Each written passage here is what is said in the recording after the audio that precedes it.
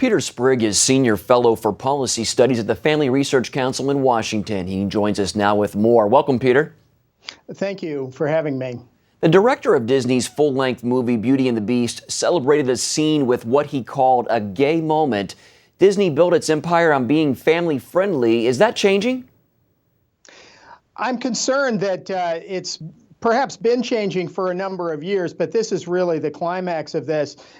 We are seeing Disney inserting something into this film which many parents are not going to want to have their children exposed to at all. And I predict that they will pay a price at the box office. What does research tell us about the impact messages like this have on children? Well, children are very much influenced by the messages that they hear and see in the media.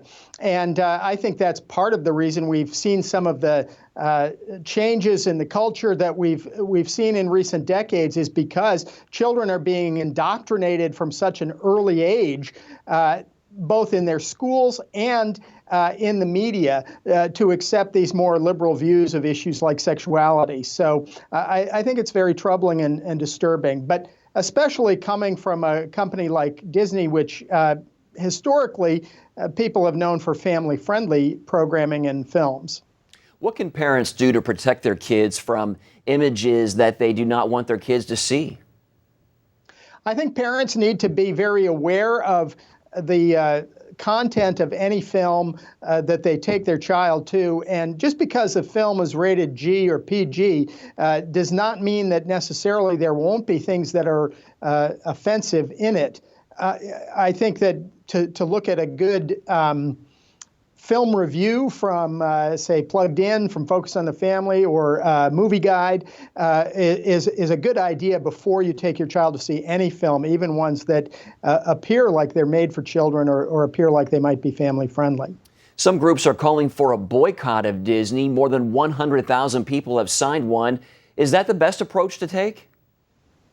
Well, we at Family Research Council are not really in the boycott business, but I think some people may want to do that. Certainly, I think people will want to avoid this particular film if they have young children.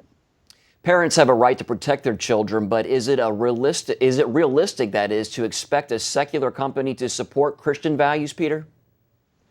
Well, I think that the number of Christian parents and Christian families who form the audience for Disney entertainment is probably far larger than the number of self-identified gay or lesbian parents who are part of that audience. So really, it would be in their own economic best interest to try to appeal to those with more traditional values.